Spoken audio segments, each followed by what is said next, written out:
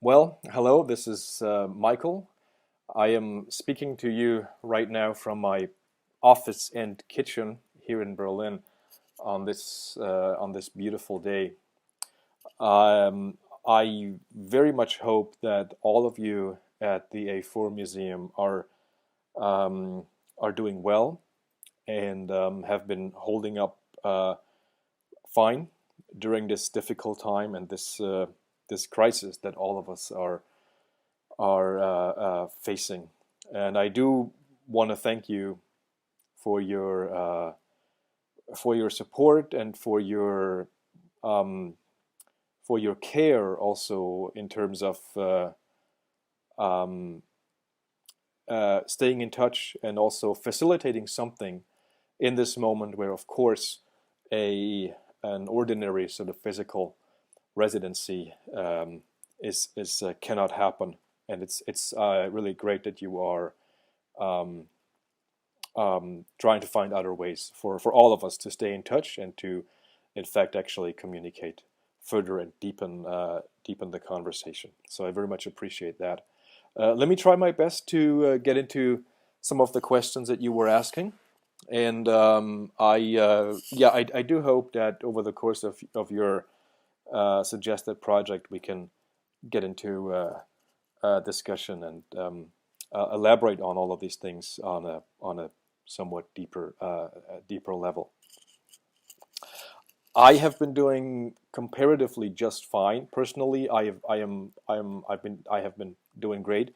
I have even to some extent enjoyed the this moment of isolation in a certain way. I'm getting lots of work done and preparing for when things are opening up again.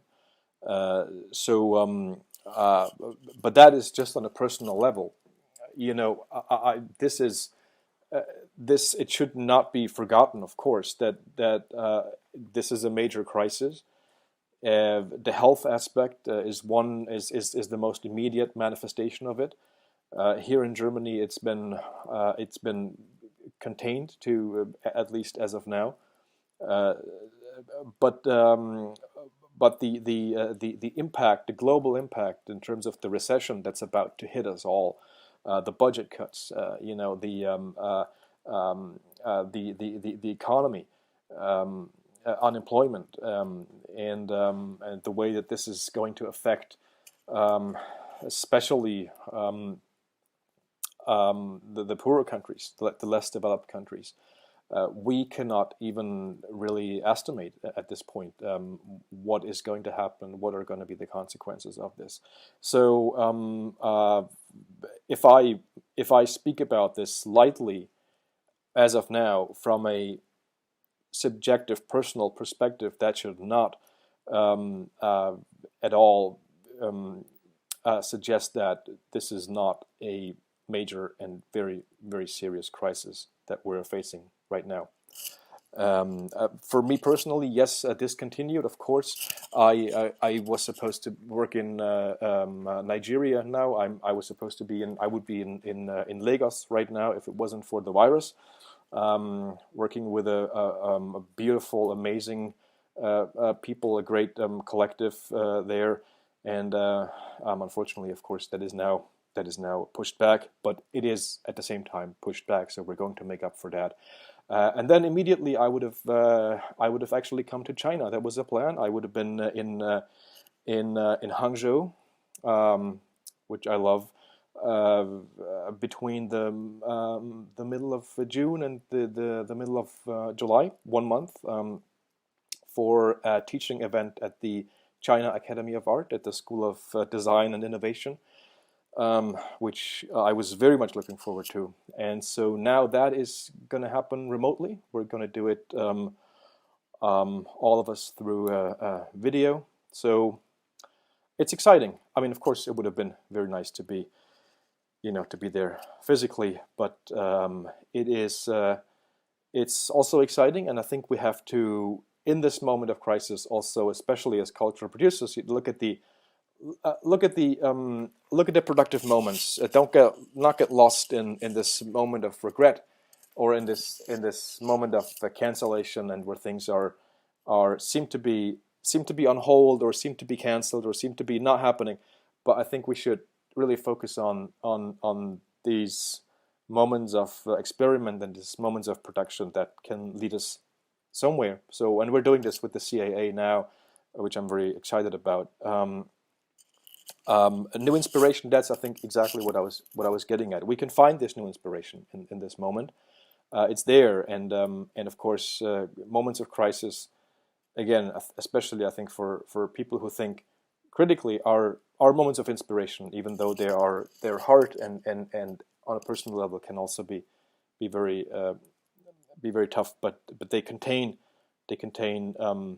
productive elements that I think we should strive, we should aim to identify and take advantage of. Have I been rethinking the value of art? Well, I mean, any changes in what I think? Yeah, I am trying to rethink the value of art all the time as an artist. I suppose that is what we're supposed to do. Every art has to be reinvented. It's a process. It's a process that I am going through all the time. I am trying to reinvent myself, reinvent my thinking, reinvent my art all the time as I go. Oops, this was my screen gone blank. As I progress in my, let's say, in my kind of journey through the world, I have to say,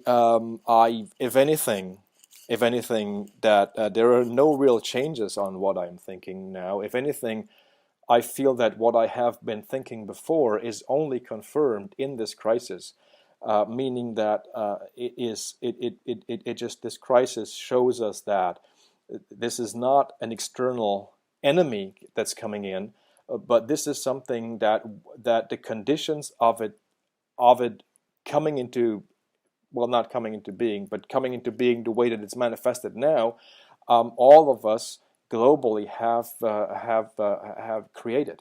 And the other thing, of course, that we have to look at is what's the response. The response to it should be a response of global solidarity, that we're completely in this together. Those who are stronger should be helping those who have less means, on a national basis, on a personal basis, and we've seen some of that, which is good, which is great, which is encouraging. But we've also seen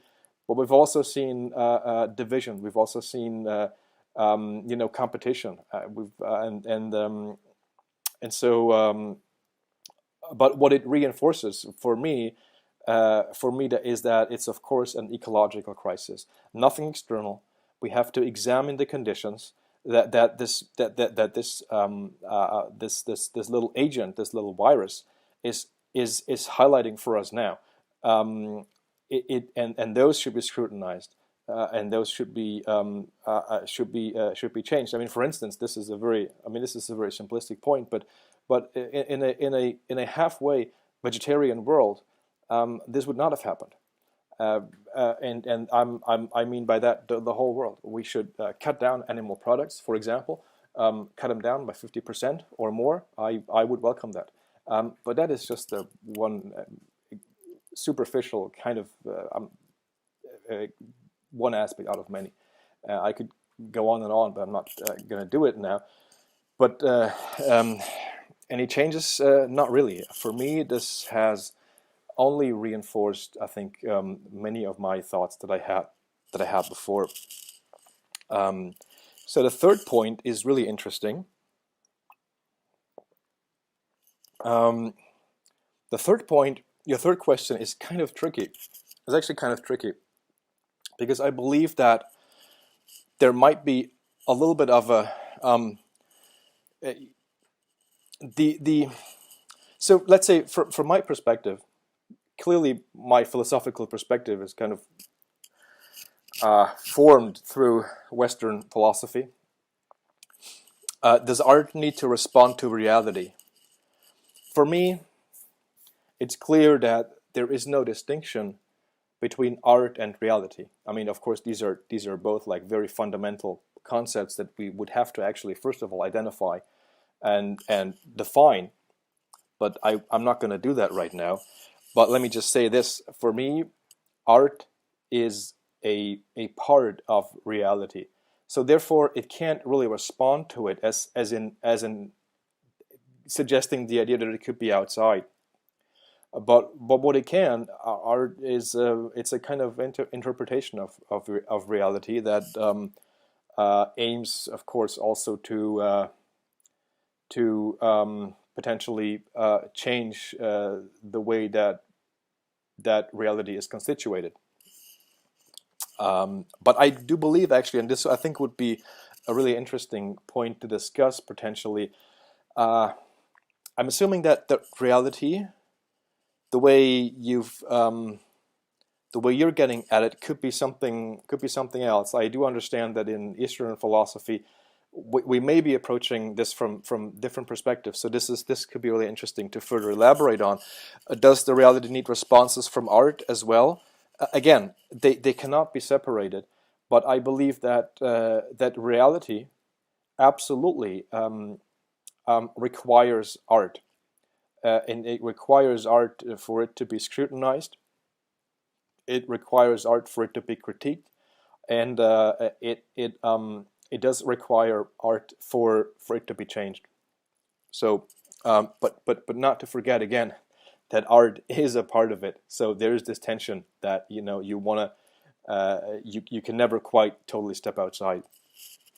And how do you think of social distancing? My daily life for the last couple of weeks and even months at this point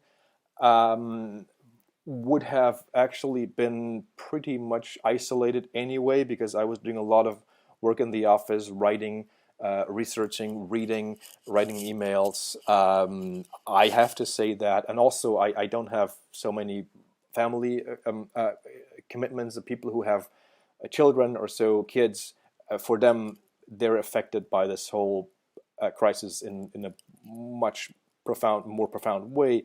For me, social distancing has not had that many, let's say, personal implications. I've been meeting a lot of people. Actually, we've kept social distance, right?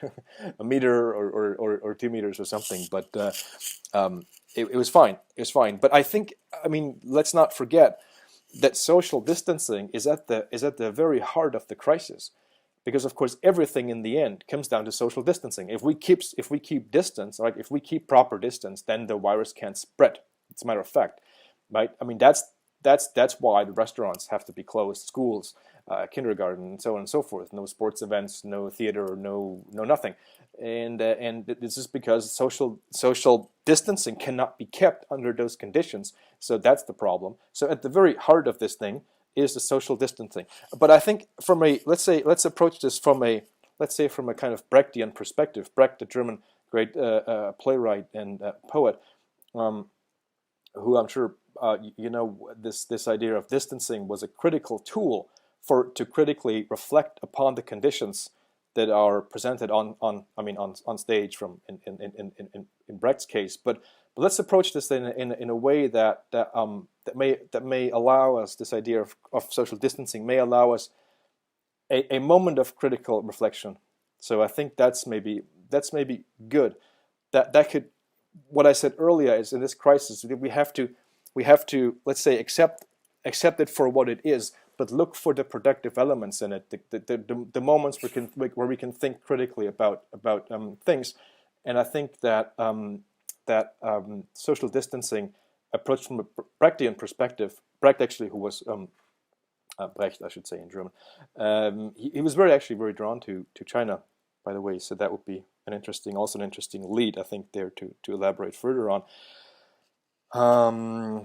But this idea of a critical distance, of a critical distancing, could also apply to social distancing. And in that way, in that moment, it may become less of a loss. This loss of affection, of getting a hug, of being close to people, which of course we all want and we all need that, and it has psychological and all these repercussions. that we're facing. But then again, let's aim for a moment of critical reflection. I think that could be very helpful. And if you break through the sense of distance, the question, well, I'm not sure about this, because I have been very I've been very, I've been very involved with people. I've been talking to lots of people on, whether it's Zoom or Skype or FaceTime, or actually now we're doing Ding Talk with the CAA. So I feel like it's been a great time socially in many ways, just like a little bit in a different way. But I think, again, this is very personal. This applies very much to depends very much on the individual personal situation. We have a beautiful studio complex here in Berlin. We have lots of outside space. Again, personally, I have been doing just fine, but I think I and we all have to be very, very sympathetic to the notion that there are people for whom it has been very very difficult. People who have conditions, who are more prone to getting seriously ill from this virus. People with kids who now have to homeschool them, and so, I mean, in so many ways that I cannot possibly capture now or elaborate on, but I feel like I have been in touch with so many people in so many great ways.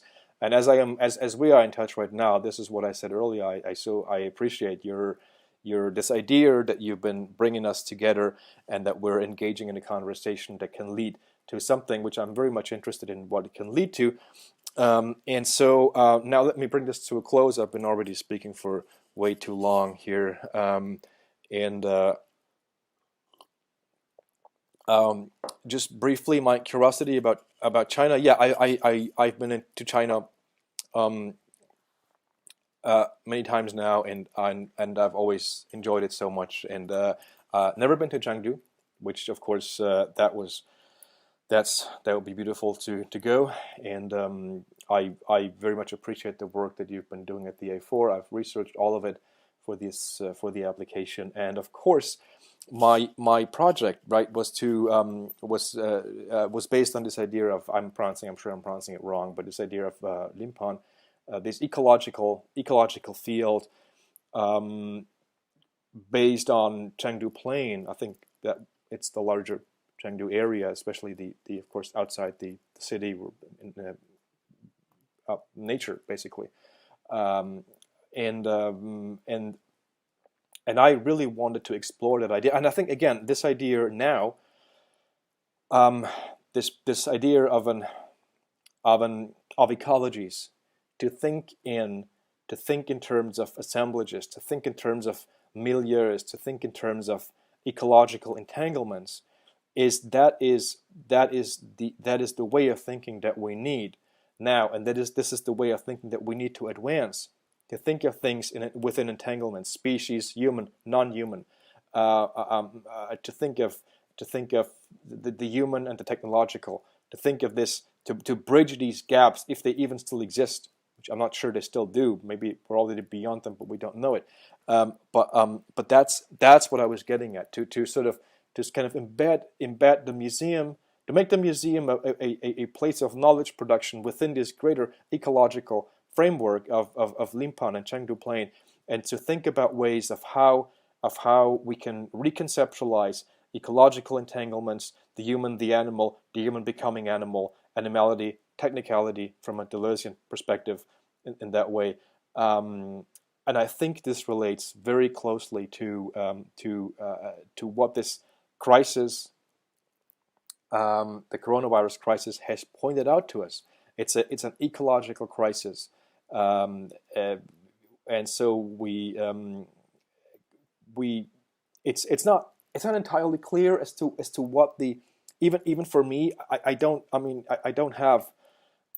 not entirely resolved on what the solution to it is, but it seems to me that ecologically we have to advance as a species in a way in the post-human condition. The condition in which we have to We want to move away from anthropocentrism, but not just in that way. We're becoming post-human. We have to integrate machines, integrate the non-human, sort of a vital materialism that I think I am interested in. And so this virus is a part of that. It's a part of it. We can't again, my screen is blanking. We're not. We have to come to terms with it. We have to create a milieu where we can live in that we can co-inhabit with this virus, and clearly we don't have that right now. We need to build milieus of co-inhabitation with other species. And so let me close it here because I think I've been going on for way too long. But these are a couple of thoughts. I do appreciate your time. I hope we can continue this. I very much look forward to getting to know all of you better. And please stay healthy and stay safe. And I wish you all the best from Berlin.